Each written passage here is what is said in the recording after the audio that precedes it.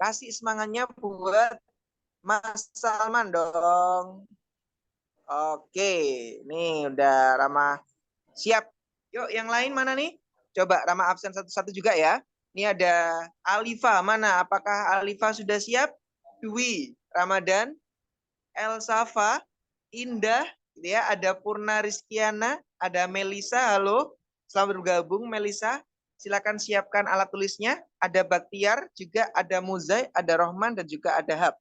Oke, yuk. Kalau sudah siap, kasih jempolnya. Ini Rohman keren banget. Jempolnya banyak banget ya. Sangat-sangat siap nih. Oke, tuh cemilannya juga udah mulai dihabisin ya. Kalau misalkan cemilan bisa dibagi-bagi lewat online, enak kali ya Rohman ya. Mau dong bisa dibagi lewat kolom chat. Oke, yuk yang lain gimana nih? Apakah sudah siap? Oke, Alifa sudah siap. Yuk yang lain. Ada Elsafa juga sudah siap. Indah gimana nih? Purna, Muzai, Dwi juga sudah siap. Melisa, Anindya Ayu. Wih, keren banget.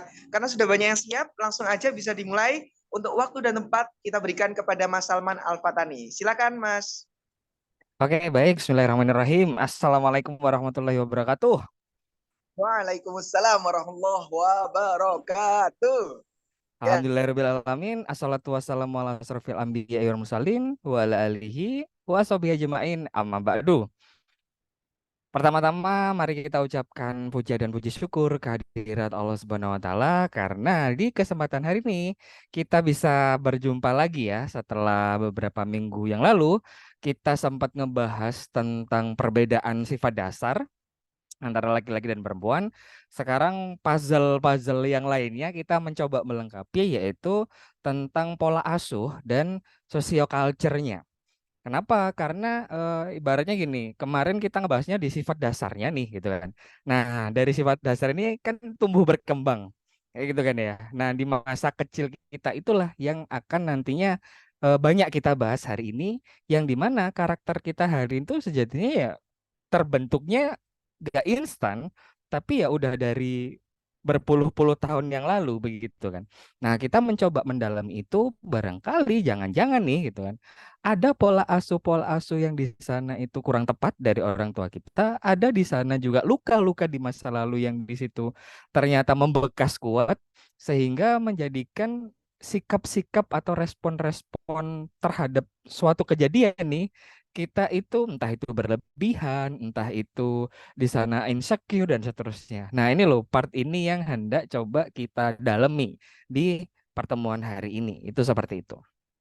Oke, kita langsung saja. Sebentar. Ini caranya full screen. Eh, ini udah bisa ya? Udah tampil ya layarnya ya? belum Mas. Belum. Share screen. Oh, ini. Oke. Nah, sudah? Sudah. Sudah? Sudah belum? Sudah Mas. Oke, sebentar. Kita mulai dulu. Mana sih? Kenapa engkau tertutup? eh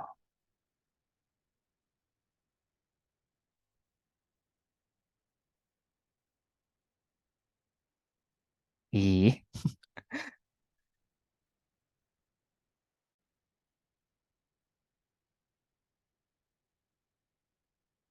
eh, Gimana sih? Nah, ini loh. Wah,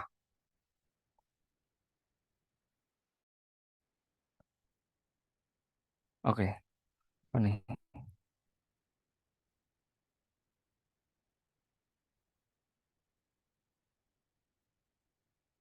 Oke, baik. Nah, ini ya. Jadi di pembahasan kita hari ini kita mengantisipasi badai rumah tangga part yang kedua dengan memahami perbedaan pola asuh masa lalu dan sosioculture-nya. Seperti biasa, ada pengantar dulu. di mana topik ini menjadi pembahasan latar belakangnya adalah kalau yang pertemuan sebelumnya itu konflik banyak terjadi gara-gara nggak bisa nih menyikapi dengan tepat respon-responnya gitu kan. Ya gara-gara penyebabnya adalah sifat dasar gitu, nggak memahami perbedaan antara laki-laki dan perempuan. Nah, di pertemuan hari ini konflik itu rupanya nggak cuman gara-gara perbedaan itu yang nggak dipahami, tapi juga rupanya ada dorongan-dorongan atau bawah sadar pola asuh di masa lalu. Sehingga refleks sikapnya itu, misal nih, aku dulu orang tuaku itu ya ngomongnya kayak begini. Nah, secara nggak sadar, cara ngomong kita ke istri kita atau ke pasangan kita itu juga begitu ya, ke bawah. Nah, seringkali itu nggak bisa menerima, nggak bisa menyikapi dengan bijak. Nah, jadilah konflik begitu. Nah, ini loh yang di situ hendak kita perdalam, hendak kita bahas secara mendalam supaya nantinya kita bisa tahu nih gimana sih cara menyikapinya yang baik gitu kan, yang tepat itu seperti apa. Oke, karena ya tidak dipungkiri selama menjadi konselor di Samawa Consulting banyak sekali problema-problema konflik gitu kan dalam rumah tangga ketika saya telah lebih dalam gitu kan, ketika saya tanya, dulu orang tua memperlakukan ibu seperti ini enggak gitu kan, dulu bapak diperlakukan orang tua semacam ini enggak, lah ternyata itu menjawabnya iya aku dulu dibeginikan gitu, oh oke gitu kan. Nah itu loh yang terjadi, respon-respon sikap gitu kan atau respon-respon terhadap masalah seseorang di hari ini itu adalah juga ternyata dibentuk dari di mana masa kecilnya itu begitu. Nah, sekali lagi kita mengantisipasi bukan mencegah. Nah, faktor penyebabnya adalah pola asuh ya kan atau social culture di mana budaya keluarga di sana gitu kan, di mana pergaulan kita juga kan waktu kecil. Nah, ini yang waktu itu saya mencoba menghayati ya.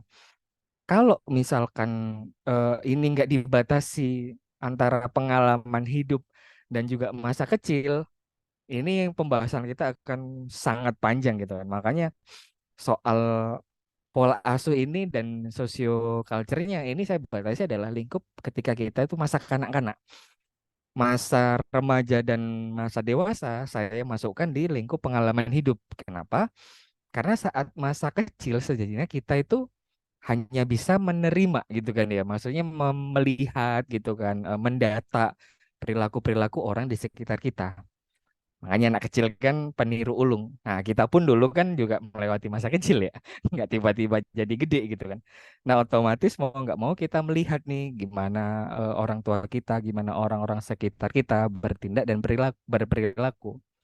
Nah, itu di situ yang membedakan adalah ketika masa anak-anak kita banyaknya hanya menerima, menampung.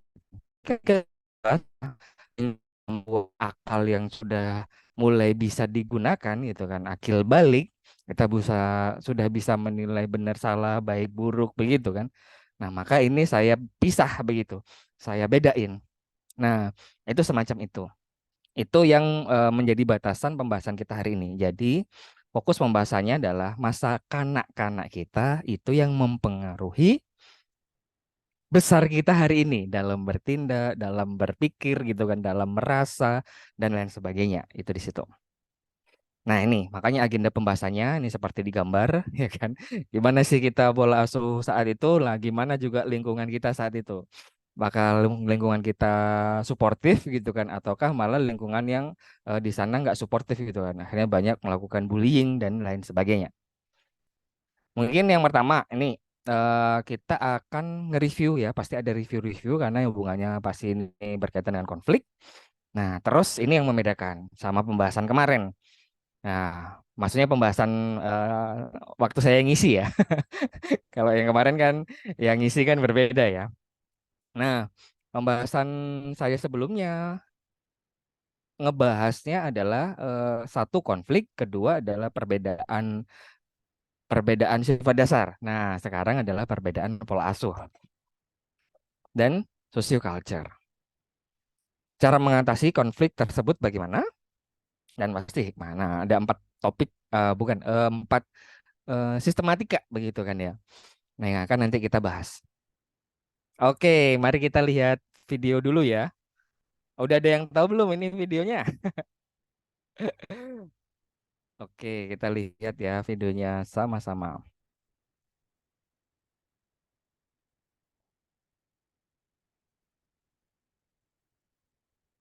Eh, kedengaran ya suaranya ya? Oke, ini udah.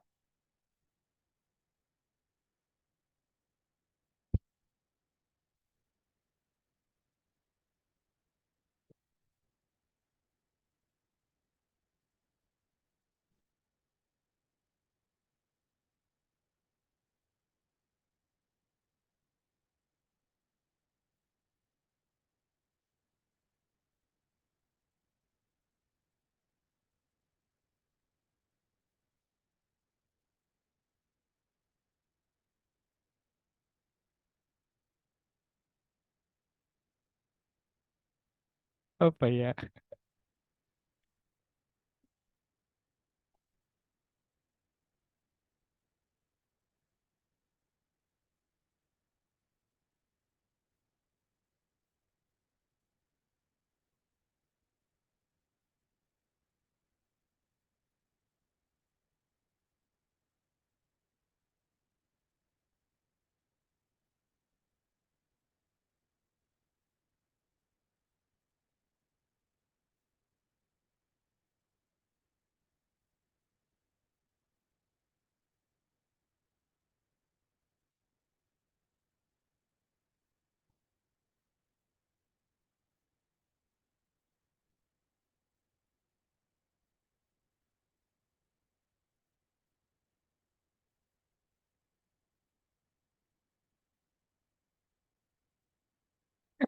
Oke ya, itu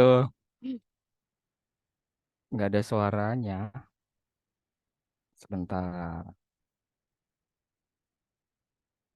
Oh, jangan-jangan karena ini ya, apa itu namanya, video dari ini ya.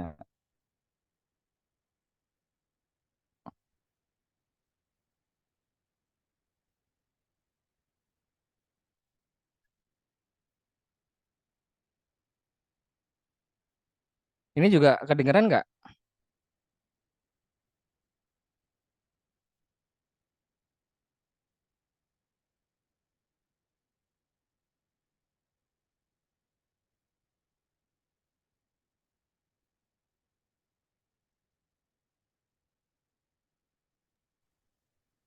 Nggak kedengeran, Mas. Nggak kedengeran ya?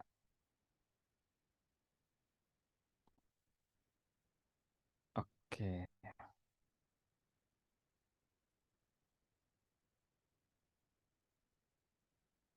oke. Saya lanjutkan aja ya kalau gitu ya. Nah, dua video ini sejatinya satu adalah sosok anak yang dimana tengah berinteraksi itu sama ibunya, yang dia dimana pengen dinyanyikan lagu, tapi eh, dia tuh bingung juga pengen nyanyi Matahari gitu. Ada endut.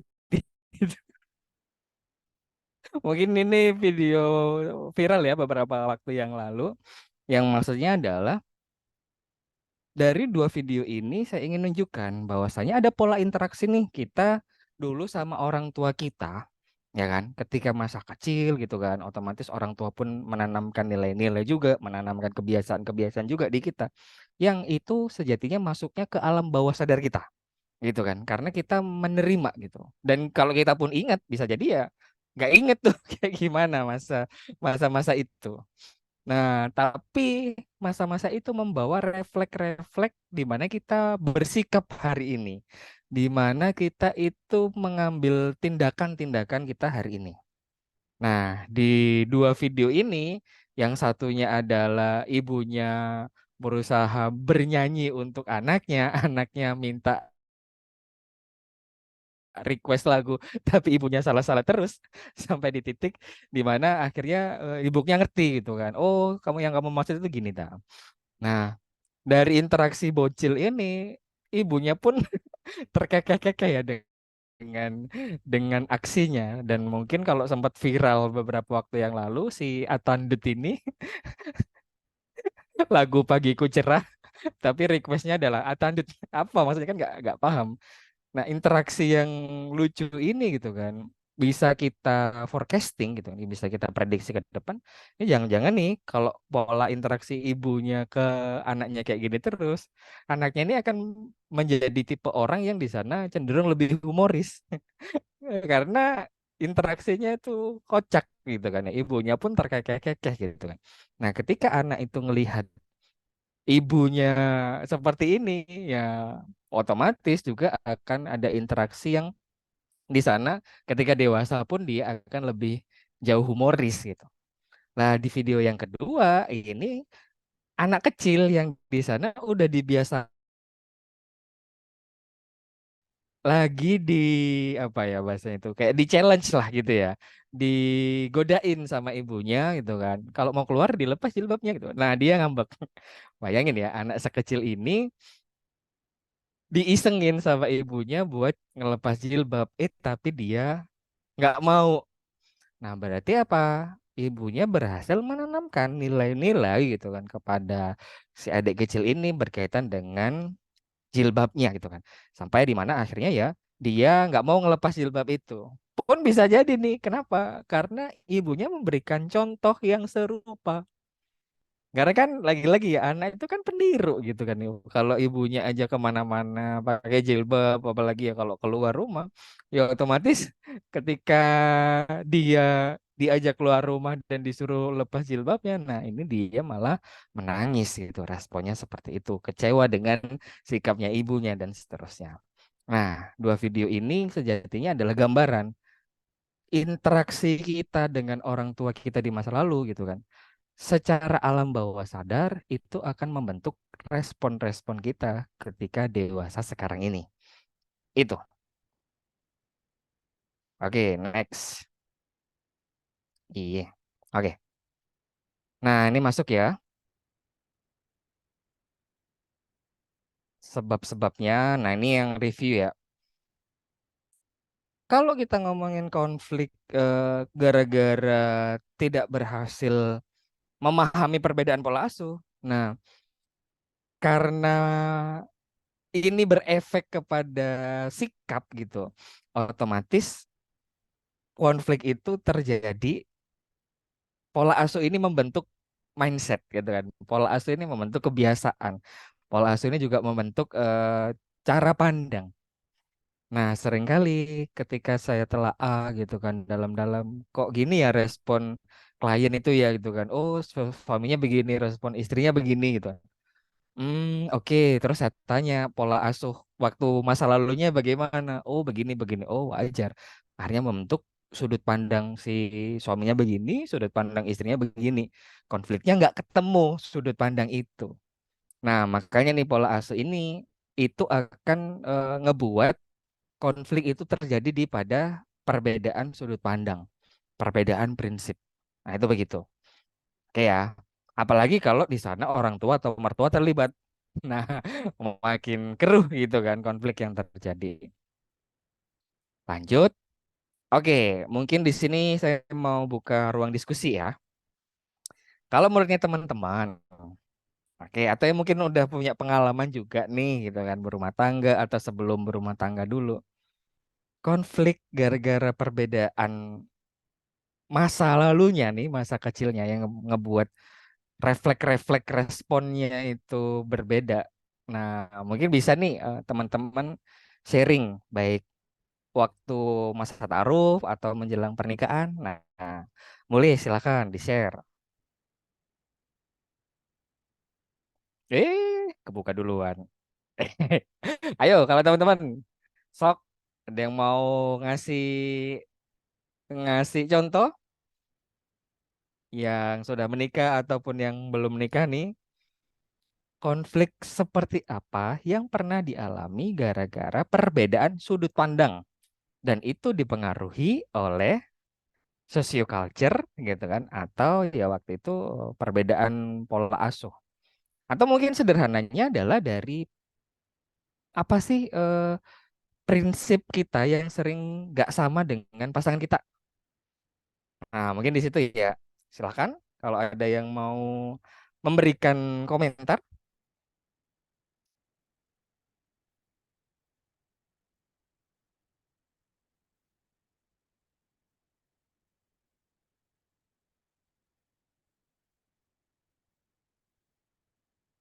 Nggak ada?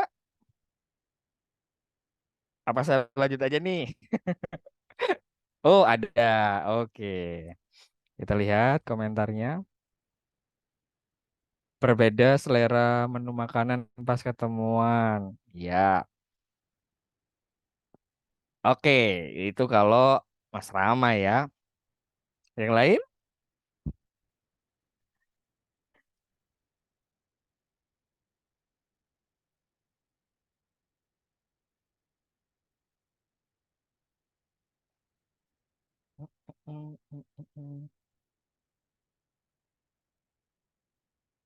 Perbedaan soal topik pembahasan ketika ngobrol bareng, iya pasti otomatis apa ya? Kalau mungkin bahasa konten kreator sekarang itu niche-nya nih, bahasanya itu udah bilang niche-nya ini beda. Akhirnya topik obrolannya pun hobinya apa gitu juga atau pembahasannya apa gitu ya. Kayaknya belum banyak yang punya pengalaman ta'aruf. Ini kalau Nina, dulu aku pas balita diasuh sama kakek nenek karena ibu bapak ibu kerja di luar kota. Pas gedenya jadi kurang deket dengan orang tua. Oke, nah ini nih pengalaman Nina nanti akan coba saya detailkan ya. Oke, ngefeknya nanti sampai seperti apa. Oke, saya lanjutkan kalau begitu. Nih, saya buka ya langsung ya. Oke, yang pertama berkaitan dengan pengalaman ketika masih ta'aruf nih gitu kan. Masih berusaha untuk saling mengenal di proses awal. Nah, biasanya yang paling kentara adalah perbedaan suku. Yang di situ misal ternyata calon kita nih orang yang sukunya berbeda. Itu otomatis kita kalau ada apa ya omongan dan seterusnya, kadang itu omongan itu adalah stereotype gitu kan. Nah, pernah saya alami waktu itu ketika pulang kampung di desa, gitu kan. Ada tetangga tuh yang bilang, kamu kalau bisa jangan sama orang Sunda ya. Mau langsung begitu. Jawa itu nggak boleh nikah sama orang Sunda. Uh, kenapa nih gitu kan? Wih, ada apa nih gitu kan? Nah, stereotip soal perbedaan suku itu ternyata ada gitu kan ya di masyarakat kita hari ini. Dan akhirnya kayak menjadi wanti-wanti gitu kan. Kamu jangan sama suku ini ya, kamu jangan sama suku ini ya. Lah itu tuh ada. Terus ada lagi yang saya tahu itu Sunda itu jangan sama orang Betawi ya. Itu itu berasa banget, kentara banget. Dan ketika udah mau nikah ataupun pas nikah, itu kadang jadi ungkit-ungkit lagi gitu. Tuh kan apa kan tante bilang apa Bude bilang kamu sih nikah sama orang ini gitu. Lah stereotyping soal itu kadang melekat gitu kan di masyarakat kita gitu. Ya, ya pasti ada persoalan sejarah dan seterusnya. Nah, itu pasti terjadi. Oke, terus habis itu ada perbedaan soal mana ya.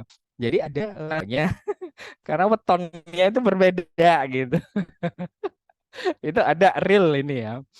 Dan soal zodiak pun ini kadang itu menjadi konflik gitu kan karena ada orang-orang yang di sana itu kuat gitu kan percaya akan zodiak gitu kan akan di sana juga weton gitu lah itu tuh ada terus habis gitu tipikal yang berbeda satunya lebih belak-belakan gitu kan ya satunya lebih santun gitu kadang itu yang santun menilai berbeda pasangannya, kok kamu gitu banget sih omongannya?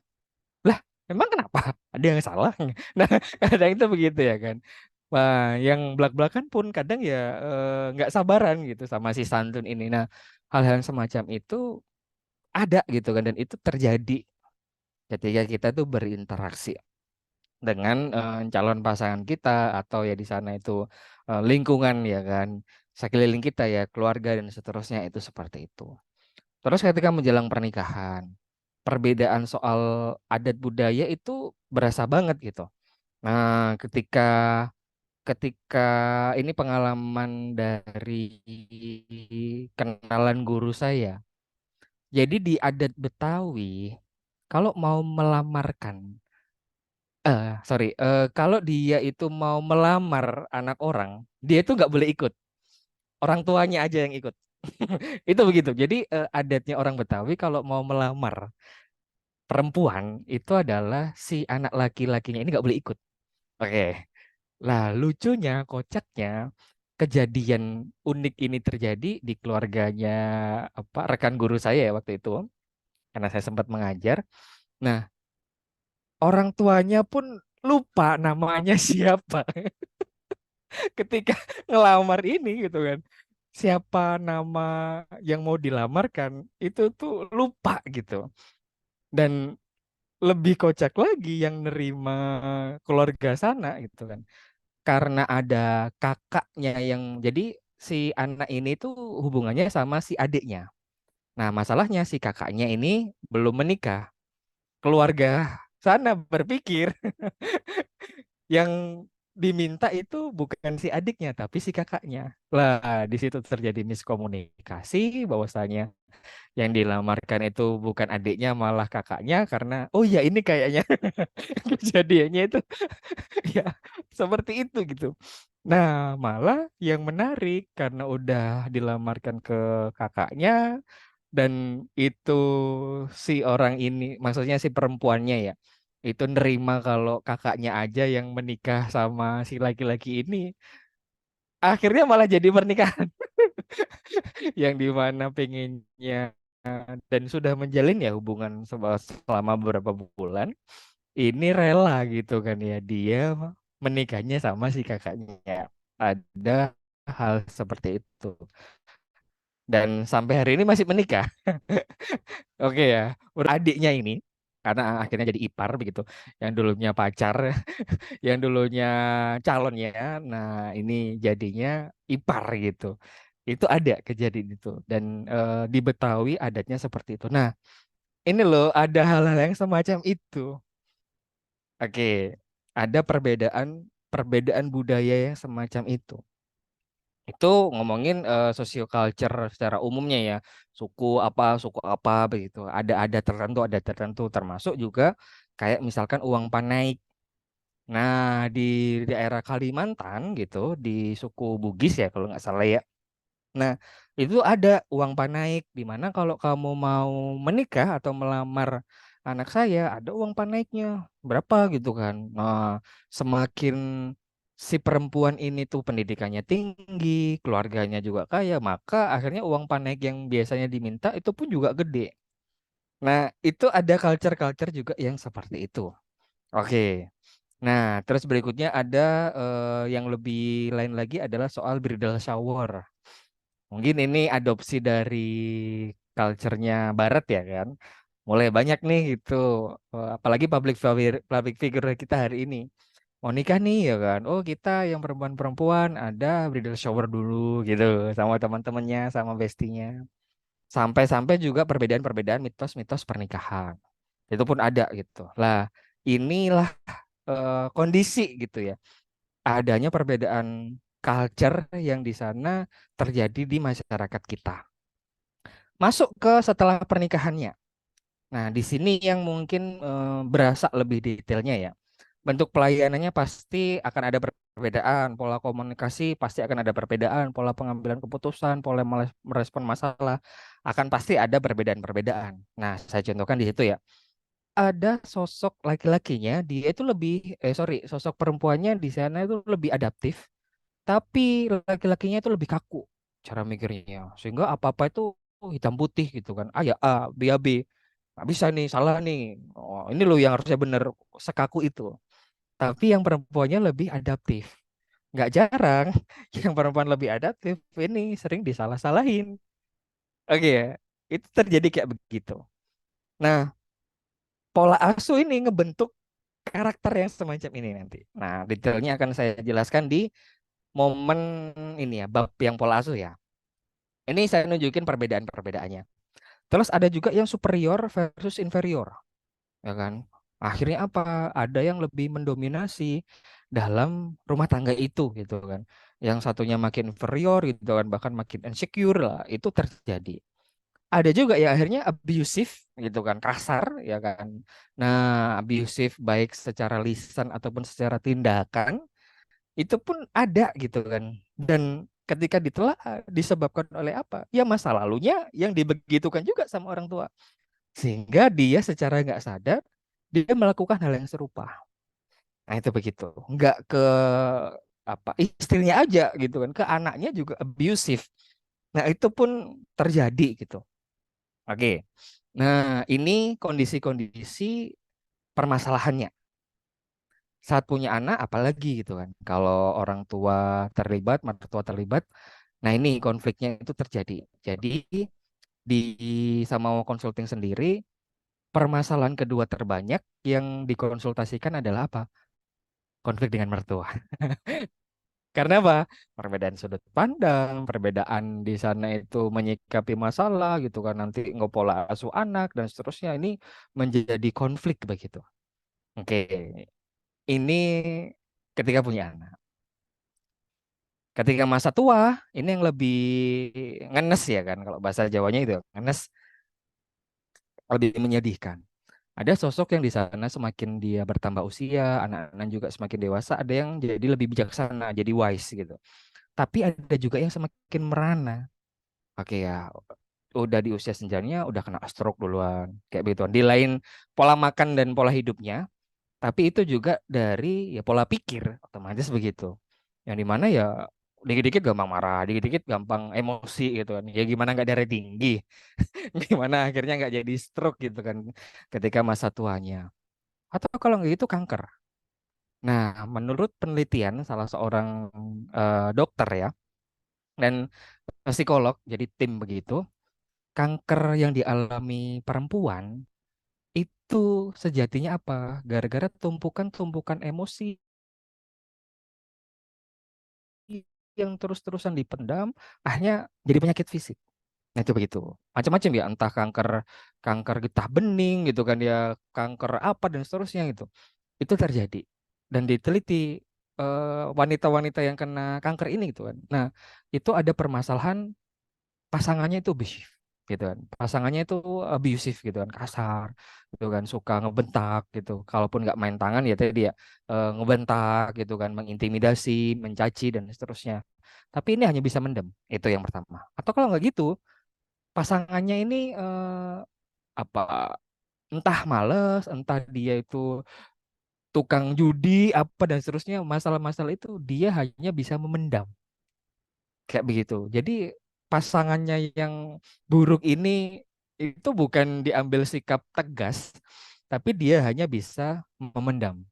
Kenapa? Karena ya ada beberapa orang yang dia berprinsip gak mau cerai gitu. Nah akhirnya apa ya? Justru di masa tuanya malah jadi kanker gitu. Nah, itu ada realitas semacam ini tuh ada. Makanya nih buat teman-teman siaga gitu kan ya, teman-teman Samawa di sini, kita dari sini harapannya jadi aware ya. Penyakit nantinya di masa tua itu sejatinya juga buah dari gimana kita hari ini, gitu kan. Oleh sebab itu, kita mencoba meminimalisir itu pula.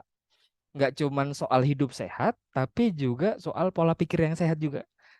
Nah, khususnya ini karena kita ngebahas soal rumah tangga, ya khususnya bagaimana kita punya pola hidup sehat juga, pola pikir yang sehat juga dalam berumah tangga.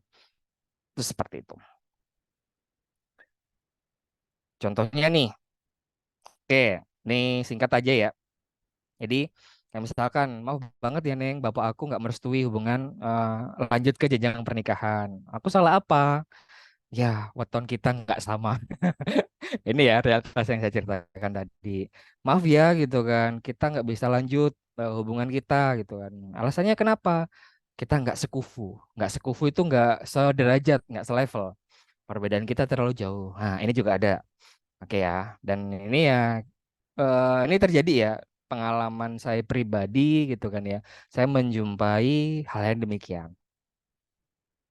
Oke, ini juga selamat pagi calon imamku gitu kan. Hari ini kerja jam berapa, masuk jam berapa, pulang jam berapa gitu kan. Kita belum nikah ya, baru mau nikah nih. Jadi jangan posesif. Masa nanyain kerja aja gitu kan, jamnya jam berapa, pulang jam berapa itu posesif. Kan justru baik dong. Aku kan calon istrimu, aku juga pengen tahu rutinitas kegiatanmu. Ya tapi aku nggak suka. Ortuku nggak pernah segitunya. Ya udah oke oke nggak tanya-tanya lagi. Nah dari tahu ya akhirnya kan ada perbedaan gitu kan. Oh gimana laki-lakinya gimana perempuannya. Aku ingin nih setelah menikah kita cepat punya momongan. Aku juga ingin keluarga itu dekat nih dengan nilai-nilai agama ya kan. Kita mentaatinya. Tapi aku pengen ngelanjutin sekolah. Aku ingin kuliah. Kalau aku punya anak langsung nantinya gimana kuliahnya gitu kan. Nah si laki-lakinya langsung strike juga mikirnya. Ya udah kalau gitu sepertinya kita nggak bisa lanjut. Jadi langsung begitu. Loh, Mas, beneran ini kita berakhir? Nggak ada jalan tengah kah gitu? Nggak ada win-win solution gitu? Maaf, aku tetap nggak bisa. Kalau kamu maunya begitu, baiknya ya kita berhenti aja sampai di sini. Wah, ini drama-drama semacam ini real ya. Ya kan? Ada bahkan di sana teman saya gitu, udah mau nikah nih gitu kan, undangan udah dicetak gitu kan, gedung udah di booking, catering juga udah di booking. Karena ada di sana istrinya pengen ngelanjutin sekolah gitu dan si laki-lakinya nggak bisa dibatalin pernikahannya gitu. Buset gitu.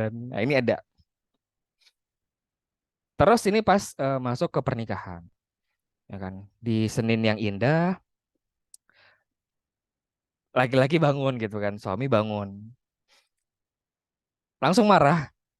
Cucian piring numpuk, dibersihin dong. Duh, ini mana makanannya? Astaga, ini pakaianku juga belum disiapin. Gak dicuci apa kemarin? Kan. Ini loh, anak juga nangis terus. Ini gimana sih? Oh, pagi-pagi udah kayak begitu ya kan. Nah, istrinya yang dengerin suaminya ngomel-ngomel di pagi-pagi gitu kan. Ya kepancing. Aku bukan pembantu ya, Mas. Aku kan juga kerja.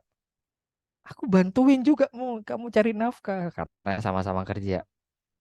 Aku yang ngerawatin anak, aku yang masak, aku yang nyuci, gosok. Aku yang ngeladenin kamu. Ya kamu dong yang berguna dikit. Pecah nih pagi-pagi itu kan.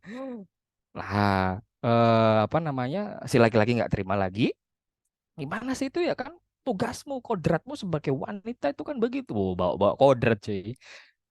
Udah lah, aku capek. Pulangin aja aku ke rumah orang tuaku. Bos, semacam ini ada. Lanjut contoh lainnya itu kan. Jadi istri tuh harus nurut sama suaminya. Ini punya istri susah banget diatur. Sumpah nyesel nikahin kamu. Judgementnya sudahan. Ya itu kalau suaminya bener. Kalau suaminya ngasih teladan yang baik, nurut sih bakal otomatis.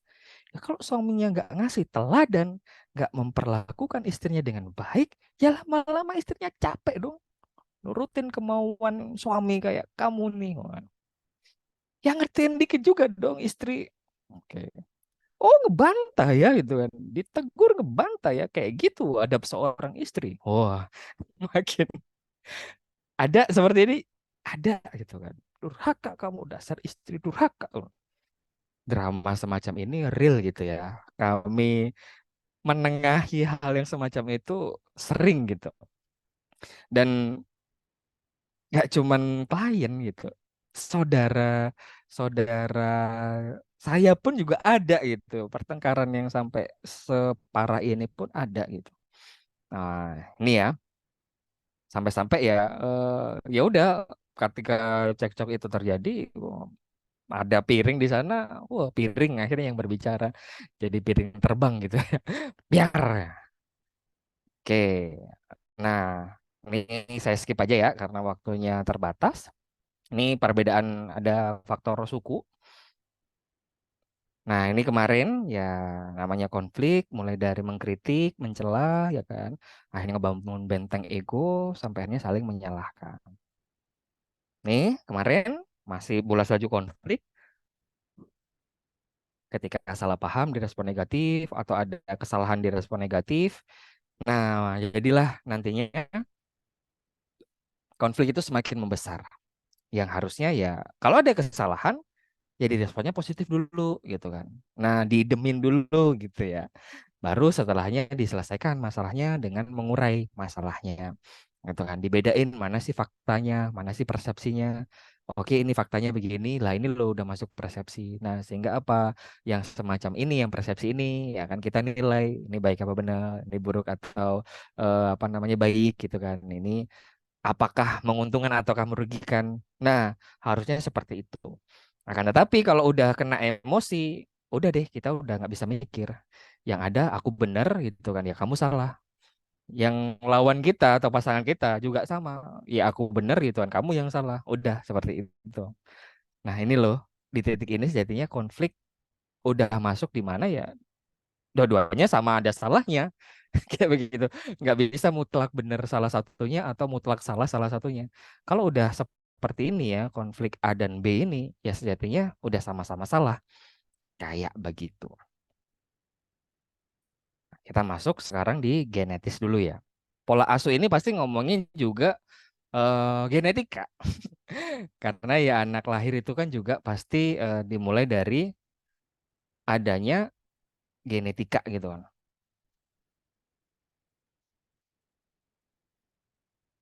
Contoh misalkan nih soal genetika. Nah, ketika genetika itu menurun gitu kan dari sosok ayah ataupun ibu, kita lihat dominasi ke siapa? Ke sosok ayah atau ke sosok ibu? Kalau banyak di gen ayah itu karakternya kayak gimana gitu kan, sifatnya kayak gimana. Nah, maka si anak ini gitu kan akan ada nurun sifatnya itu dari ayahnya. Dan ketika saya pelajari ya kan dari buku-buku psikologi, salah satunya bukunya Dr. Andriawan, sorry, Dr. Jimmy Andrian. Beliau spesialis kejiwaan. Nah, dalam bukunya itu beliau bilang loh, depresi seseorang ayah atau depresi seseorang ibu itu diwariskan loh ke anaknya. Gitu. Oh, bisa ya semacam itu gitu kan. Oh, ternyata ada penelitiannya. Jadi nggak cuma penyakit yang bisa diwariskan ayah ke anak, depresi gitu kan, soal psikologis itu juga diwariskan gitu. Oh ya wajar sih, sifat pun juga diwariskan begitu. Nah, kalau sudah ada modal genetika yang semacam ini gitu kan, nah dilanjutkan dengan pola asuh yang nggak pas, akan menjadi sifat tertentu pada anak. Nah, ini tentunya pola asuh. Seringkali kita dihadapkan dengan orang tua yang memberikan atau ya mensikapi anak yang lagi marah, anak yang lagi tantrum begitu kan, dengan bermacam-macam bentuk gitu kan. Ya ini maksudnya kita melihat ya kan. Entah itu bude kita, entah itu tante kita gitu kan, atau orang yang apa kita lagi lewat di jalan terus ada anaknya nangis. Kalau kita amati, pasti ada pola sikap yang berbeda-beda. Ada yang lagi anaknya tantrum, anaknya langsung dipukul, ceples gitu kan ya. Ada yang sana anaknya lagi tantrum itu dibiarin dulu gitu kan ya, ditungguin sampai apa, dia diem, baru setelah dia capek nangis, baru diajak ngomong. Ada yang di sana tantrum ya kan. Tadi kalau langsung mukul, ini enggak ikutan marah gitu kan. Kamu apa sih gitu kan? Kamu itu anak setan. Nah, itu kan kadang langsung sampai ada judgement yang semacam itu gitu kan. Dasar anak setan gitu. Astagfirullah. Kadang ya dengernya itu pun juga kok gini banget ya orang tua ini. Nah, nggak jarang gitu. Atau ya kalau kita merenung, jangan-jangan kita pun pernah dulu diperlakukan semacam itu, gitu. Makanya di sini kita coba apa ya, refleksi ke dalam diri, apakah dulu diperlakukan oleh nggak baik ya sama orang tua kita? Pola asuh orang tuaku dulu gimana sih? Nah, ini loh maksud tujuan dari materi kita hari ini. Kita untuk refleksi ke dalam diri kita, untuk mencari tahu, ya kan? Aku hari ini kalau merespon masalah begini, itu kenapa ya? Apa gara-gara pola asuh orang tuaku gitu kan ya? Atau genetika orang tuaku? Nah, itu loh yang nantinya kita perlu mencari. Oke ya. Contoh di sini ada karakter pola asuh yang di sana itu cenderung moderat. Nah, versus kolot gitu. Kalau cenderung moderat berarti apa? Dia banyak pakai ilmu gitu kan ya. Dia pakai rasionalitasnya, dia akhirnya adaptif. Versus yang kolot ya kan. Ya berdasarkan tradisi atau pengalaman-pengalaman pribadi aja. Ya nggak jarang kadang ya dia irasional gitu kan. Lebih percaya tahayul gitu ya kan. Ada yang mistis-mistis gitu. Dan akhirnya menolak untuk hal-hal baru. Dia lebih kaku begitu kan. Nah, kalau saya refleksi ke dalam diri saya, ada hal-hal yang di sana itu kaku orang tua, ada yang di sana itu moderat. Kayak begitu. Jadi ada dua jenis model semacam ini.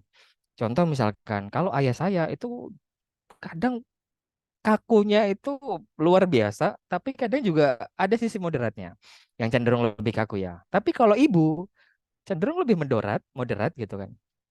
Kalau berhubungan dengan kolot-kolot itu karena demi menghormati. Kayak begitu. Jadi ada seperti itu di keluarga saya ya kan. Nah, itu yang terjadi. Oke, terus berikutnya mendidik dan memanipulasi. Nah, dari buku parenting yang juga saya pelajari, oh rupanya lawan dari mendidik itu sejatinya memanipulasi. Oke, ya, ini baru tersadar saya juga. Oh, ternyata lawan dari mendidik itu memanipulasi ya gitu kan. Iya, kenapa? Karena mendidik sejatinya itu mengarahkan gitu kan ya, menunjukkan mana sih yang nanti bisa membawa kepada manfaat, kepada kebaikan, mana sih yang di situ akan membawamu kepada hal yang nggak baik gitu kan, membawa hal yang mudorot begitu. Lah mendidik kita sejatinya kita tidak langsung mengarahkan dia gitu kan, tapi mengajak dia juga memahami. Kayak gitu kan. Oh ini loh ada realitas seperti ini. Nah kamu akan lebih condong kemana? Loh kalau kamu condong ke sana gitu kan. Oh sebentar, ayo gitu kan. Ibu akan kritisi, ibu akan benahi atau ayah akan benahi. Nah mendidik itu begitu. Jadi nggak serta-merta langsung mengarahkan, tapi mengajak mereka untuk memahami lebih dulu gitu kan, menentukan pilihannya. Kalau salah baru diberikan nasihat, baru diluruskan. Kayak begitu. Makanya mendidik hakikatnya apa? Ya menanamkan nilai-nilai kebajikan, menanamkan nilai-nilai kebaikan dan kebenaran seperti itu. Makanya otomatis ada fasilitas-fasilitas pun itu nggak diberikan semuanya. Nah, tapi pasti akan membatasi. Oh karena ini nggak baik gitu. Oke ya. Oh ini yang baik. Nah orang tua pun akan memfilter seperti itu ya. Walaupun terkadang ada situasional keuangan ya otomatis. Nah, itu seperti itu. Tapi ya kalau orang tua dia yang sadar ya kan tentang ilmu gitu kan. Ini salah satunya adalah Raditya Dika gitu kan. Saya baca podcastnya beliau soal parenting gitu kan. Di mana memang parenting yang baik adalah parenting yang mengajarkan kepada anak kemandirian, memecahkan permasalahan.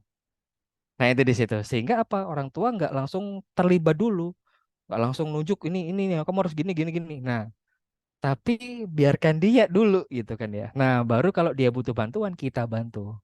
Ya kan? Kalau dia salah, nah kita bantu untuk di sana menunjukkan mana sih kesalahannya. Ya kan? Bukan menghakiminya. Tapi kalau manipulasi beda. Di mana orang tuanya akhirnya terlibat untuk membantu, mendikte. Kayak begitu kan dalam keputusan-keputusan si anak. Bahkan nggak jarang, ini yang paling berasanya adalah kalau anaknya salah, itu malah dibenarkan. Nah, itu loh, gitu. Jadi manipulasi ini kalau diturunkan dari orang tua, caranya itu begitu, tanpa disadari orang tuanya. Apa itu? Dari membenarkan kesalahan si anak. Kayak begitu. Ataupun kalau si anak lagi marah, lagi tantrum, itu cenderung mengikuti maunya si anak. Nah, akhirnya apa? ya anak terbiasa. Oh, kalau aku nangis aku dituruti ya. Ya udah, berarti caraku akan begini. Tanpa disadari refleks-refleks semacam itu, jadinya apa? Ya kita dewasa hari ini kalau kita itu cenderung manipulatif, nah kita perlu berkaca juga. Oh, jangan-jangan ini gara-gara refleksku saat masa kecil. Kayak gitu kan. Aku apa-apa ya manipulatif ternyata gitu kan. Yang dimana membenarkan sikapku gitu kan, mencari-cari alasan pembenaran-pembenaran gitu kan. Nah, jangan-jangan nih ada pola asuh orang tuaku dulu yang seperti itu. Dan ini biasanya kalau dari kecil atau sedari kecil itu orang tuanya semacam ini, pasti ketika dewasa kalau datang ke psikolog ada tanda-tanda nantinya jadi apa? NPD, Narcissistic Personality Disorder. Nah, pasti ada begitunya. Itu yang dari saya pelajari ya, soal parenting gitu kan, soal juga psikologinya. Oke, lanjut keteladanan versus tuntutan.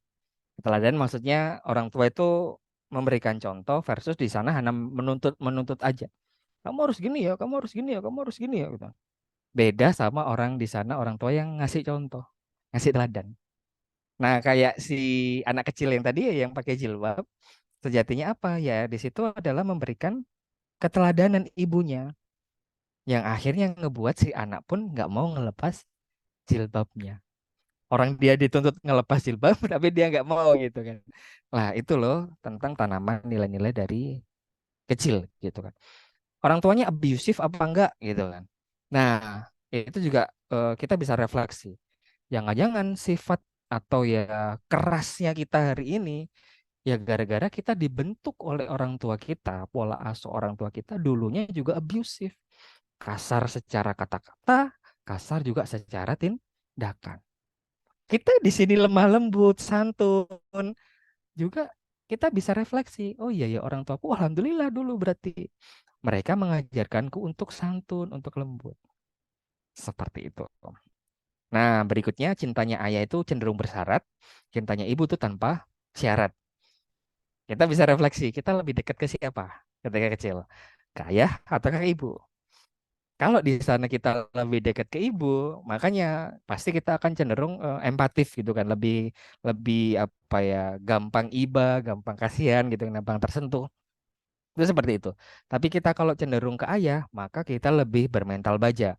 Gitu kan karena ayah itu cintanya bersyarat gitu kan apa lo kalau kamu mau sesuatu ya kamu harus berusaha dulu. Nah, ayah itu begitu cintanya, tapi kalau ibu kan nggak semuanya dikasih begitu, cintanya tanpa syarat. Nah, saya dulu kebetulan lebih dekat sama diasuh saat kecil itu adalah sama nenek, terus sama ibu karena memang ayah itu kerja terus gitu kan, pagi pulangnya malam, pagi pulangnya malam gitu kan. Nah, yang di rumah nenek gitu kan, nenek nenek buyut ya. Karena saya sejak kecil itu jadi cicit kesayangannya nenek buyut. Nah, terus habis itu sama ibu saya. Nah, terus ditambah sama kucing. Jadi, kalau saya ingat diceritai ibu saya adalah, nenek, kalau nidurin kamu itu kamu sebelahnya kucing. Jadi, karena emang nenek saya suka kucing gitu kan. Saya diajari untuk lebih empati gitu kan, lebih bisa merasa ya gara-gara memang binatang gitu. Selain sama orang tua juga sama binatang gitu. Nah, akhirnya apa? Ya memang ngebuat diri saya cenderung lebih lembut orangnya gitu kan, lebih sabar. Beda banget sama adik saya. Kayak gitu kan. Adik saya karena memang lebih dekatnya sama ayah gitu. Dan pola asuhnya ayah yang tadi ya bersyarat tadi, mentalnya anak apa adik saya itu luar biasa gitu kan. Cewek tapi mentalnya itu petarung, ibaratnya gitu ya. Nah, itu yang terjadi. Saya sama adik saya itu berbeda jauh karakternya. Itu selain karena ada gen dari ayah ya. Nah, itu begitu ya. Saya pun lebih banyak gennya dari ibu. Itu itu yang membedakan. Nah, terus broken home versus broken child. Ini yang sering kali jadi salah paham. Broken home belum tentu broken child. Oke ya. Broken home belum tentu broken child. Tapi yang nggak broken home, rumah tangga orang tuanya, itu bisa kena broken child. Kenapa? Karena broken home ya keadaan orang tuanya bisa begitu. Tapi kalau broken child, keadaan di mana si anak ini itu kehilangan figur orang tuanya. Sebabnya kenapa ya? Orang tuanya sibuk atau orangnya sering berantem. Hanya dia nggak figur gitu kan. Contoh misalkan ada apa pengalaman ya kan.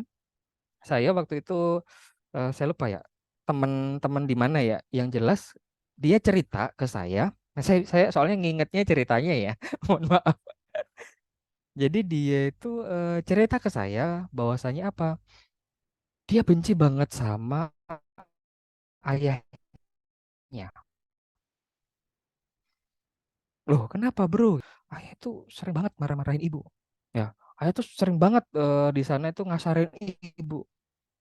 Benci pokoknya gitu. Nah, dia orang tuanya nggak bisa, tapi karena orang tuanya sering berantem, dia jadi kehilangan figur sosok ayahnya.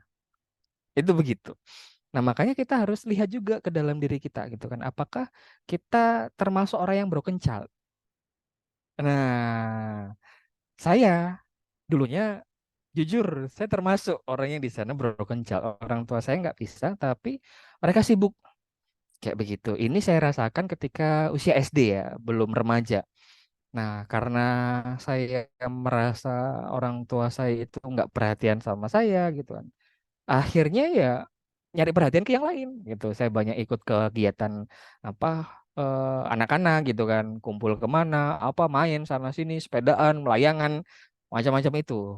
Karena saya nggak betah di rumah. Ya, di rumah nggak ada yang merhatiin aku. Aku nggak dapet cinta yang cukup ketika di rumah. Karena orang tuaku sibuk masing-masing. Nah, itu gitu. Jadi cenderungnya adalah mencari pelarian waktu itu.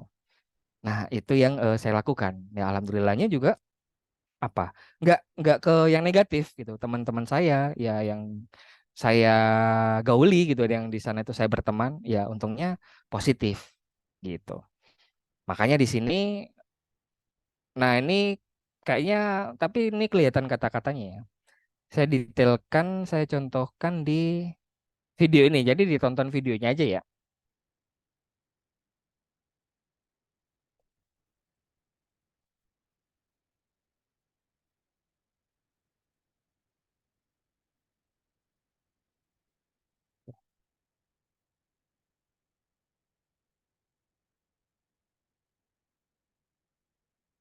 Oke. Jadi di video ini nunjukin bahwasannya apa? Oh, ibu itu harus sikap tegas. Oh, ayah itu harus nunjukkan sikap lembut. Nah, pola asuh orang tua yang seimbang itu adalah hadiah terbaik buat anak. Nah, ini ya. Kita bisa lihat kalau orang tua semacam ini, tumbuh kembang anaknya jadi seperti apa, pasti luar biasa.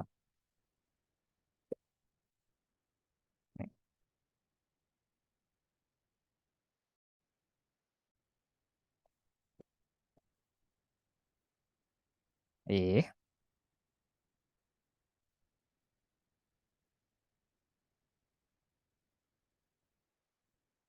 nah, mengontrol emosi positifnya, kemampuan kognitifnya, kemampuan bahasa. Oke, jadi memang secara penelitian yang namanya gen kecerdasan itu memang nurun dari ibu. Nah, pola asuh tumbuh kembang dia, kemampuan sosialnya, kemampuan kognitifnya. Nah, itu lewat bagaimana si ayah. Oke. Nah, ini mungkin sempat viral ya. Oke.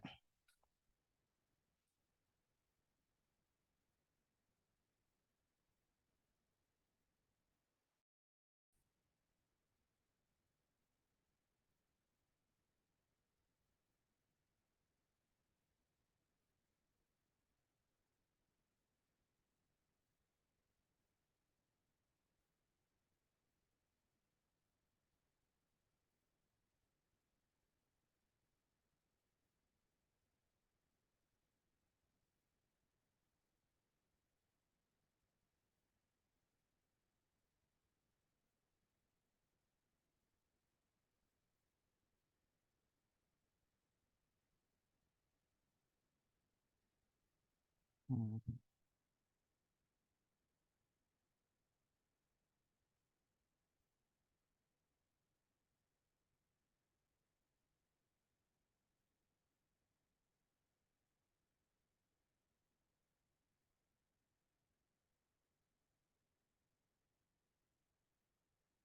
Oke.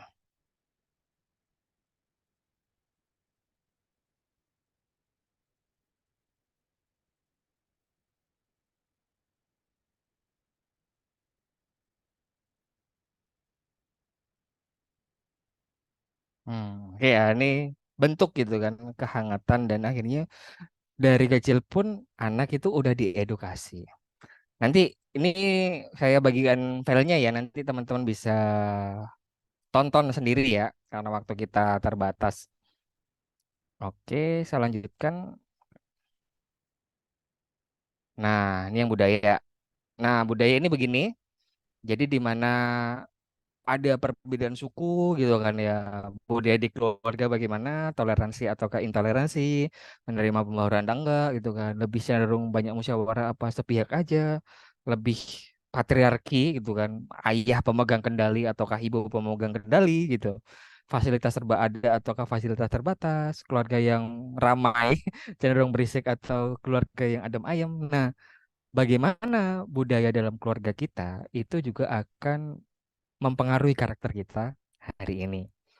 Lingkungan pertemanan kita juga begitu ya kan, akan mempengaruhi gimana waktu kecil gitu kan kita lebih dekat ke hal-hal yang Islami ataukah yang jahiliyah. Nah, kita harus refleksi ya, refleksi ke dalam diri. Teman-teman yang suportif ataukah justru teman-teman yang lebih banyak bullying gitu kan. Nah, teman-teman yang kompetitif ataukah nggak kompetitif ya kan. Yang di sana temennya juga yang terdidik ataukah juga teman-teman yang manipulatif gitu kan. Nah, ini yang di sana kita patut refleksi gitu. Oke ya. Nih video-videonya nanti bisa ditonton sendiri. Ini main hujan-hujanan, ini main naik di atas pohon terus ada yang apa digelayut-gelayutin. Ini yang sholat begitu. Nanti bisa ditonton ya. Nah, kalau dari hasil, nah ini saya cuma mencontohkan hasil. Oke, genetika ayah menurun ya sifatnya keras, pola asuhnya begini. Nah, ternyata pola asuhnya manipulatif, menuntut dan abusive. Jadinya broken child, budaya keluarganya lebih patriarki dan intoleransi, lingkungan masa kecilnya juga manipulatif ya kan. Tapi support, nah dia dekat dengan lingkungan agama. Nah, jadinya laki-laki religius yang manipulatif. Serem kan ya? Tapi ini ada. Terus habis itu yang ini dari Solaria ini ya, nama perempuannya anggap aja Solaria ya. Menurun dari genre ayahnya gitu kan. Nah, oh sorry, lebih ke ayahnya yang sifatnya kalem. Jadi ayahnya kalem dan akhirnya jadinya Milo. Nah, terus habis itu sebentar menurun sifat kalem, ibu menurunkan kecerdasan plus Melo yang dimana dominannya gini. Oh ya, oke. Lebih mellow, terus pola asuhnya mendidik gitu kan, keteladanan, lembut, nah penuh cinta akhirnya, nah tapi lebih dekat ke ayah, ya kan jadinya lebih mandiri, ya toleran, adaptif, bermusyawarah. Nah lingkungannya kecil, terdidik gitu kan, tapi kurang dekat dengan Islami. Nah dia pasti jadi wanita karir, tapi yang kurang Islami. Oke, kita nggak kebayang kalau mereka berdua bertemu dan menjalin rumah tangga. Kayak gimana tuh rumah tangganya kan? Nah, mungkin cara mengantisipasi seperti ini ya. Satu, kita perlu self esteem dan juga self awareness. Sama-sama yuk kita menyadari gitu kan ya. Kita sama-sama punya self esteem. Sadar itu artinya ya tadi ya. Kita merefleksikan diri. Oh, pola asuh orang tuaku gimana ya? Dan aku hari ini yang juga kayak gimana. Nah, terus kita juga self esteem. Jangan terlalu memberikan penghargaan kepada diri sendiri itu terlalu tinggi ataupun terlalu rendah yang harus seimbang gitu. Dan disitulah kita bisa menemukan self love. Berdamai juga kita nggak bisa kembali ke masa kecil dan menuntut orang tua kita. Hei orang tuaku, kamu sudah salah nih gitu mendidik aku jadinya begini. Nggak bisa. Tapi kita bisanya berdamai. Ya udah, emang orang tua kita seperti itu dengan kurang dan lebihnya. Kita maafkan dan kita lanjutkan hidup kita. Kita perbaiki yang keliru, kita perbaiki yang kurang tepat. Nah, itu di situ. Putus rantai pola asuh yang buruk, budaya yang buruk dalam keluarga. Itu harus kita putus. Nah, dengan apa kita meningkatkan kecerdasan emosional. Saling memahami, saling menghargai. Nah, ini penting. Akhirnya, kalaupun bisa ya bikin surat perjanjian atau ya perjanjian pranikah ya. Dan juga setelah menikah nih bikin jurnal pernikahan yang di sana isinya ya perjalanan pernikahan kita gimana ya kan. Nggak yang nggak disukai sikap istri gimana, yang disukai sikap istri gimana, yang disukai sikap suami gimana, yang nggak disukai gimana, sehingga jurnal itu bisa sama-sama dibaca dan akhirnya bisa sama-sama evaluatif, bikin role model gitu kan. Kita bisa lihat Rasulullah dan Khadijah, Umar bin Khattab dan Zainab ya. Saya agak lupa ya namanya istrinya dari Umar ya. Yang dimana kita bisa lihat rumah tangga Rasulullah dan sahabat itu seperti apa. Luar biasanya mereka. Bangun budaya tandingan, karena tadi kan kultur, maka kita bangun juga kultur tandingan. Nah, ini bentuk-bentuk kulturnya. Sedari awal, kalau bisa, kalau kita belum menikah nih, sedari awal berarti benar-benar harus selektif memilih pasangan. Oke, ini ayat-ayatnya yang di sana ayat tentang Ali Imran dan juga tentang Nabi Ibrahim ya. Nah, tentang kata-kata yang baik, jangan kata-kata yang abusive. Kalau yang ini di mana untuk bisa memaafkan. Kita maafkan, ya kan? Karena Rasul pun memaafkan. Jadi asbabun nuzul surat Ali Imran adalah tentang perang Uhud, di mana perang Uhud itu kan kalah ya Rasul gara-gara pasukannya itu nggak mentaati jobis. Tapi Rasul memaafkan walaupun Rasul itu kena panah ketika perang Uhud gitu, dadanya kena panah. Nah, makanya nih kalau Rasul aja bisa memberikan maaf seperti itu, nah mari kita juga bisa memberikan maaf kepada orang tua kita dulu. Itu kan kepada pengalaman buruk di masa lalu kita. Nah, kita maafkan. Nah, kita move ke hari ini seperti itu. Oke, nih ya hikmahnya bisa teman-teman baca sendiri. Yang terakhir, oh ini closing statement aja nanti. Oke, mungkin itu aja yang dapat saya sampaikan. Dari sini ada yang mau bertanya, dipersilahkan. Oke, siap. Untuk sahabat biasa gimana nih? Yang mau ada pertanyaan silakan bisa disampaikan di kolom chat atau mungkin mau langsung menyampaikan pakai mic boleh. Silakan. Gak apa, mungkin bisa case-case yang benar-benar khusus gitu ya. Langsung aja. Tadi kan prinsip-prinsipnya kan seperti itu yang disampaikan sama Mas Salman nih. Nah, barangkali sahabat siaga punya case-case khusus yang mau ditanyakan, boleh banget. Lumayan ya, ketemu langsung sama Mas Salman, langsung dikasih solusi-solusi praktis gitu ya. Nah, kebetulan kan Mas Salman ini seorang konsultan yang memang sudah menangani ribuan klien kayak gitu ya, luar biasa. Jadi teman-teman nggak usah ragu di sini. Gimana? Atau mungkin ini aja deh ya, nggak apa ya. Aku mau tanya dulu nih, mungkin ke Mas Salman ya. Kalau Oke, misalkan ini apa ya, ada case benar-benar khusus. Jadi ada misalkan ini perempuan itu dia mau nikah nih sama laki-laki gitu ya. Tapi si perempuan tuh takut banget karena memang dulunya itu dikasari sama ayahnya gitu ya. Mungkin karena pengalaman kayak yang nggak tahu kenapa, mungkin nggak beralasan atau bahkan cara didiknya tuh kayak yang dimarahin terus gitu kan si anak perempuan ini. Nah, dia itu takut mau menikah sama si laki-laki itu. Nah, itu tuh mungkin apa ya? Istilahnya mungkin Mas Salman punya punya gambaran cara ngebantu si anak perempuan ini biar apa ya istilahnya mm-mm. berani atau Paham, mungkin terpaham percaya nih gitu pertanyaannya. sama Mm-mm, si mm-mm, laki-laki mau menikah soalnya kayak gitu. Itu tuh mungkin apa ya istilahnya hal-hal yang mungkin harus dilakukan sama si perempuan ini mm-mm. itu bisa melangkah untuk menuju ke jenjang pernikahan kayak gitu. Itu Oke, mungkin Mas baik. bisa. Oke, jadi yang pertama adalah awareness gitu kan. Kita harus menyadari dulu ini kenapa gitu kan. Ini disebabkan oleh apa? Kayak gitu. Kadang ada gini yang nggak cuman soal orang tua ya. Terkadang itu apa ya? Pasangan ini udah ketemu pasangannya, ternyata pasangannya abusive gitu. Dan langsung memori masa lalu dari ayahnya yang juga abusive gitu. Itu langsung muncul dan akhirnya langsung menolak atau mau mengghosting gitu kan ya. Eh, Laki-laki ini tuh juga ada pengalaman yang semacam itu saya ya. Nah, akhirnya apa sih yang perlu dilakukan? Ya pertama adalah kita harus benar-benar punya self awareness gitu kan. Ini kenapa ya aku seperti ini gitu kan ya? Disebabkan oleh apa ya? Kalau memang disebabkan oleh abusive-nya orang tua kita terdahulu gitu kan, kita harus selesai dulu dengan itu gitu kan. Kita harus memaafkan dulu. Kalau kita belum bisa memaafkan sikap-sikap orang tua kita terdahulu gitu kan ya, bentuk-bentuk pola asuhnya orang tua terdahulu, sampai kapanpun kita akan memandang laki-laki itu pasti jadinya mengeneralisir. Oh, semua laki-laki itu nanti pasti kayak ayahku. Nah, itu begitu.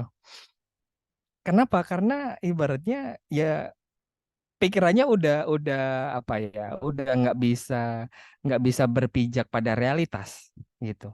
Karena akhirnya mengeneralisir kan. Jadi kayak nganggap laki-laki semua tuh kayaknya sama deh nanti sama kayak ayah aku. Yang dia kasar, yang dia itu apa namanya, tukang pukul dan seterusnya.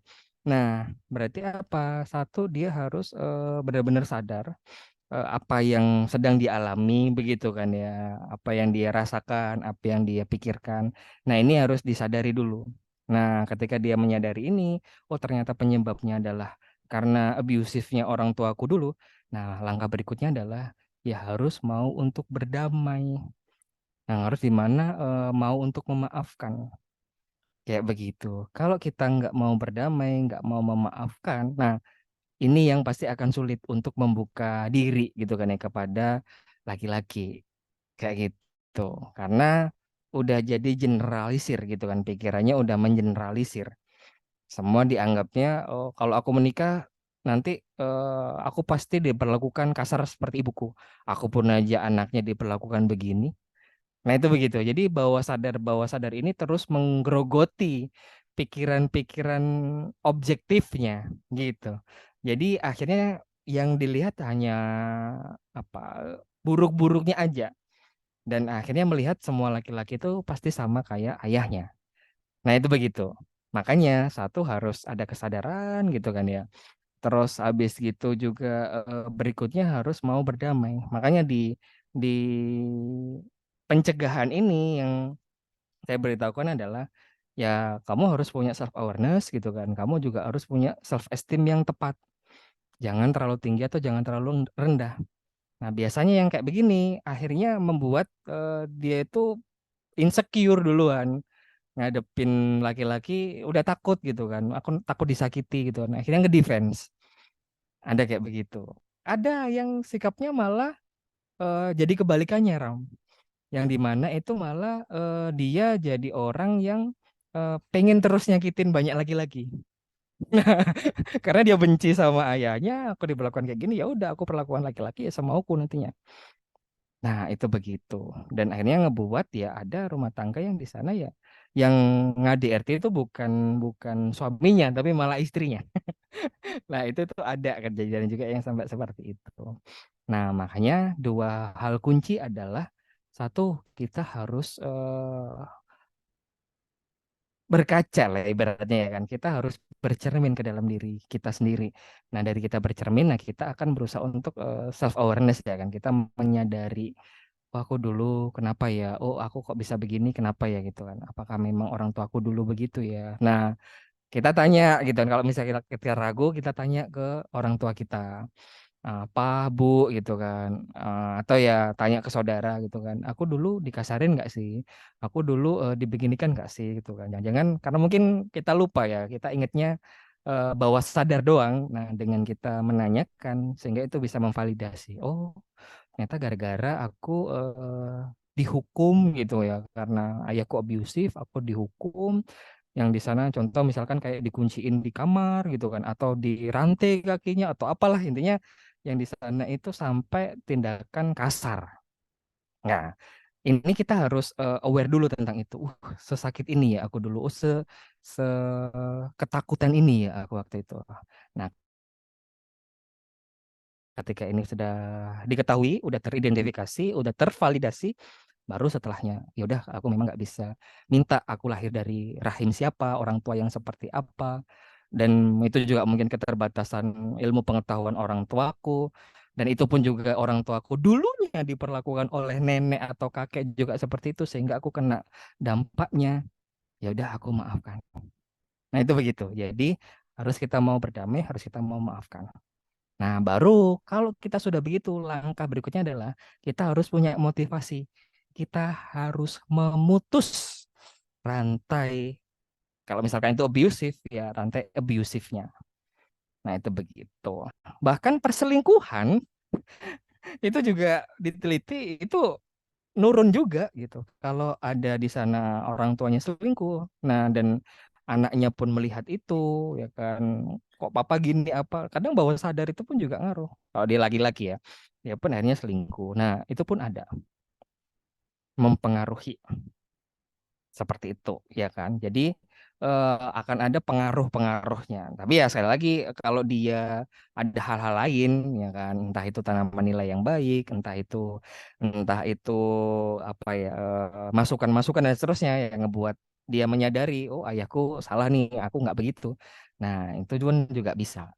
Nah makanya kalau case-nya pertanyaannya seperti tadi, kuncinya pun sejatinya sudah saya jawab tadi ya kan, harus awareness gitu kan, harus berikutnya berdamai, dan akhirnya kita punya tekad, ya udah ini harus berhenti di aku. Oke ya, aku pun nggak boleh nih mengeneralisir gitu kan. Kalau aku mengeneralisir ya aku salah, pikirannya semacam ini salah. Nah ini yang sikapnya harus seperti itu, memutus dan harus tetap objektif gitu. Mungkin seperti itu, Bram. Ada lagi nih yang nanya Siap, apa nih? siap, siap. Nah, ini ada yang menyampaikan sih Mas Salman ini secara personal ya, karena lama nggak menyampaikan ini siapa personalnya. Jadi dia cerita bahwa dia dulu dekat sama bapak gitu ya. Kalau habis Oke. berantem sama kakak gitu ya. Nah, si person ini itu langsung bilang ke bapak. Tapi semenjak mulai SMA udah nggak ada komunikasi sama sekali sampai sekarang sama bapaknya si person ini. Nah, si person ini sering marah ke bapak karena dulu waktu kecil bapak sering marahan sama ibu. Jadi si person ini benci bapak sampai sekarang. Makanya si person ini deket kalau sama cowok itu takut kehidupannya itu sama kayak kehidupan ibunya Mm-mm. sama bapak. Iya, Nah, baik. itu memang prinsipnya seperti yang disampaikan sama Salman tadi ya, bahwa kita Mm-mm. perlu gitu ya, Betul, menyadari dan betul. Karena kan memang kita dibekali akal ya Mas Salman ya untuk betul. membedakan mana yang salah. Jangan sampai dengan kejadian yang dulu akal kita tuh seolah-olah nggak berguna gitu ya. Jadi dasar penilaiannya itu atas dasar mungkin ya karena dulu aku Dorongan-dorongan gini ya, perasaan. derangan-derangan yang justru irasional kayak gitu. Betul. Kayaknya Nina Hardiana menyampaikan seorang ibu yang pernah abusive ke anaknya pas kecil, nah anaknya pas udah gede sudah sadar kalau hal itu tidak baik. Tapi kadang ketika dia sedang emosi secara tidak sadar ada beberapa tindakan yang ibunya lakukan dulu ke dia juga lakukan terhadap anak-anak kecil. Dan tidak lama setelah itu baru dia sadar kembali apa yang dia lakukan sebelumnya salah dan dia sangat menyesal. Apa yang harus dia lakukan karena hal itu dia lakukan secara tidak sadar. Nah, gimana Mas Salman? Oke. Nah, jadi kalau ini refleks-refleks bawah sadar gitu kan ya, yang dimana ya otomatis, nah ini terpola, ya kan? Ada pola-pola yang sebelumnya yang tanpa disadari. Maka sebenarnya langkah dia udah menyesali itu udah langkah awal yang bagus. Kadang ada orang yang di sana nggak berhasil menyesali kan gitu ya kan. Nah, justru kalau kita itu udah ada kesadaran, nah itu udah langkah apa ya, pintu kesadarannya ya, self awareness-nya itu udah terbuka sendirinya. Nah, tinggal dilakukan tahap berikutnya kayak begitu. Sebentar ini kalau aku pertahanin kayak begitu terus gitu, refleksku seperti ini terus, oh, ini bahaya nih, kan gitu. Atau kalau yang bisa dilakukan berikutnya adalah mendalami lagi gitu kan. Sebentar, ini jangan-jangan lebih dari itu. Paham nggak? Peristiwa yang terjadi di kita ini jangan-jangan lebih dari itu. Kenapa? Karena kok refleksku kok begitu ya sampean. Nah, makanya bisa dicari tahu lebih dalam. Bisa kita mencari validasi-validasi datanya. Ya kan? Contoh kayak misalkan ibuku dulu di apa ya? Kayak gimana sih? Kita tanya ke ayah kita. Ibu dulu ayah ibu dulu itu orangnya kayak gimana sih gitu kan. Emang dia pemarah ya gitu kan. Nah, itu kita coba cari data-data itu supaya memvalidkan juga. Oke, atau dengan kita tahu ibu kita ini memang sosoknya lebih lebih temperamental gitu kan, lebih abusive. Nah, kita juga akhirnya jadi mawas diri. Oh, jangan-jangan ini gen kayak gitu ya. Ini bawaan. Nah, kalau udah bawaan, maka saya lagi masuknya adalah nanti bagaimana EQ-nya, bagaimana nanti kita kuat di pengembangan kecerdasan emosi. Jadi awareness sudah ada berarti kan, karena sudah menyadari. Nah, langkah berikutnya ya langsung aja ke melatih emotional intelligence-nya. Karena saya pribadi pun istri saya sering nasihatin, jangan ninggu dong suaranya gitu kan. Kamu tuh kalau ngomong aja udah kenceng gitu, coba dipelanin. Oh oke baik gitu kan. Jangan mengernyitkan dahi dong gitu kan. Gak enak nih gitu kan. Jangan melototin juga lah. Kadang itu refleks-refleks pun muncul seperti itu. Nah, ketika saya coba pahami, saya sadari gitu. Oh ternyata juga pola yang terjadi di masa lalu saya ada interaksi-interaksi di mana orang tua itu berantem gitu kan. Saya dihukum orang tua juga kan. Ya walaupun nggak sering ya ada momen itu dan itu berkesan gitu. Nah, ketika kecil juga banyak hal-hal yang di sana itu saya itu ketika pengen sesuatu ini berantem ya konteksnya berantem sama saudara ketika pengen sesuatu dan akhirnya berkompetisi dengan saudara saya di situ dilerai ya kan pertengahan itu sama bude saya yang dimana bude saya itu abusive. Jadi ada peristiwa akhirnya, oh jangan-jangan karena peristiwa ini ya gitu kan. Yang di mana ada saudara-saudara saya itu yang memang karakternya abusive. Dan saya dekat dengan anak-anaknya. Kayak begitu, interaksinya dekat begitu gitu kan. Oh, berarti ini bukan nular gara-gara orang tua. Tapi ya tadi ya kan lingkungan gitu kan, socio-culture-nya yang di situ bude saya gitu kan ya dan deket sama anak-anaknya oh anak-anaknya juga ternyata abusive saya di sana itu kena tular waktu itu dan pola interaksi itu bisa yang otak yang jalan itu biasa gitu. Nah tapi karena ini masuk ke kehidupan istri yang di sana culture-nya berbeda saya begitu gitu kan nah ini jadi crash. Nah, ini loh perbedaan social culture, perbedaan pola asuh yang terjadi antara saya dan istri. Makanya ada pola-pola yang saya akhirnya beradaptasi. Oh, oke, baik. Aku nggak berusaha nggak gitu gitu kan. Aku mengendalikan dan seterusnya. Nah, itu masuknya nanti langsung ke EQ.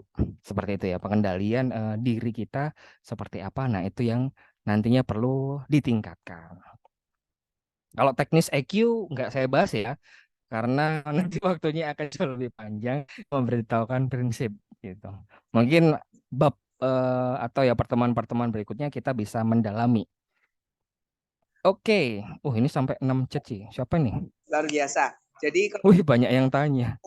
EQ tadi mungkin barangkali Oh, satu lagi. Oke. boleh banget ya langsung konsultasi lewat sama consulting betul ya Mas Salman ya. Baik. Juga bisa lebih personal. Jadi sahabat siaga tenang aja karena sama consulting juga lembaga yang memang profesional ya pastinya ya, nggak akan membuka Mm-mm. itu ke orang lain kayak gitu. Justru malah fokusnya adalah pemecahan masalah dari berbagai ilmu pengetahuan kayak gitu. Dari sudut pandang agama itu yang paling penting karena kan memang apa ya kita pegangan hidupnya ya dari agama kita gitu, agama Islam ya kayak gitu. Jadi sama konsulting ini sangat memecahkan masalah. Nah, kalau ngomongin soal persiapan pernikahan, pastinya di paket weddingnya Kaela Wedding gitu ya. Jadi nanti sahabat siaga boleh banget yang mau nikah juga bisa untuk booking paket wedding di Kaela Wedding gitu ya. Yang mana kita promonya untuk bulan ini ada diskon jutaan rupiah. Gitu langsung aja hubungi di adminnya kayak kita. Gitu ya. Oke. Silakan mungkin dari Mas Salman bisa di Oke, statement closing statementnya. oke. Belajar dari pengalaman sebelumnya yang di sana, oh ternyata ada closing statement nih. Nah, saya sudah menyiapkan juga. Nah, ini ya. Kalau yang sebelumnya kan soal cinta itu butuh ilmu gitu. Nah, kalau sekarang ini cinta itu memiliki kekuatan menghasilkan cinta. Kebencian juga memiliki kekuatan menghasilkan kebencian. Apa maksudnya? Loh, kalau kita memang mencintai, eh, otomatis ya kan cinta ini harus menghasilkan sebuah cinta yang lain. Kita pengen dicintai seperti apa? Kita pun harus juga mulai dengan kita mencintai diri kita sendiri. Nah, di mana salah satu bentuk cinta terhadap diri sendiri adalah kita mau berdamai dengan luka masa lalu kita. Kita mau memahami diri kita lebih dalam seperti apa, dan akhirnya di sana kita jadinya bisa lebih menghargai diri kita jauh lebih baik, bukan terlalu tinggi ataupun terlalu rendah. Oke, Yang di sana catat. lebih narsistik ataukah lebih Ini inferior? HP-nya Enggak siapa? begitu, tapi kita seimbang. Itu seperti itu. Sehingga sekali lagi cinta itu memiliki kekuatan menghasilkan cinta. Dengan kita lebih mencintai gitu kan. Nah, maka akan kita menghasilkan lebih banyak cinta. Seperti itu mungkin Mas Rama, closing statement dari saya. Semoga materi hari ini bisa bermanfaat ya buat teman-teman ya kan, sahabat siaga maupun teman-teman samawa di sini. Oke, saya akhiri kalau begitu, kurang lebihnya mohon maaf. Wabillahi taufik walhidayah, waridawal inayah. Wassalamualaikum warahmatullahi wabarakatuh. Waalaikumsalam warahmatullahi wabarakatuh. Terima kasih ya Mas Salman dan sahabat siaga semuanya. Sampai jumpa di Selasa minggu depan. Terima kasih atas kehadirannya dari semua sahabat siaga, termasuk juga Mas Salman Al-Fatani yang sudah bersedia untuk sharing ilmu dagingnya gitu ya. Mudah-mudahan bisa bermanfaat untuk kita semua dan pastinya kita jangan bosan-bosan ya untuk terus menggali ilmu gitu ya sampai kita meninggal nanti. Terutama ilmu-ilmu soal pernikahan di Siaga Academy ini. Gitu ya. Keren banget. Terima kasih semuanya. Kalau gitu nanti insya Allah untuk rekamannya akan kita share ya di grup dan ditunggu aja gitu ya. Dan juga nanti Mas Salman mau share ininya juga ya Iya, untuk tadi ya PowerPoint-nya ya. materinya. Oke, thank you Yang banget. kemarin mungkin juga akan Oke, saya share. siap. Yang Yuk, minggu sebelumnya. sahabat siaga kita foto dulu boleh ya? Nyalain kameranya dulu sebentar. Boleh? Ini ada Rohman yang sudah bersedia dari tadi ya. Nyalain ya. Oke. Rohman mah narsis, emang dia narsis. Oke. Oke, sudah ya. Wah, keren. Ini ada Dwi Kusbandini, ada Melisa juga. Oke. Nggak apa, nggak usah takut karena Rama juga belum mandi gitu ya. Oke, yuk kita foto dulu. Satu, dua, tiga. Oke. Yuk, lagi. Waduh. Ada yang barusan gabung. Satu, dua, tiga. Oke, terima kasih sahabat siaga. Wassalamualaikum warahmatullahi wabarakatuh. Waalaikumsalam warahmatullahi wabarakatuh.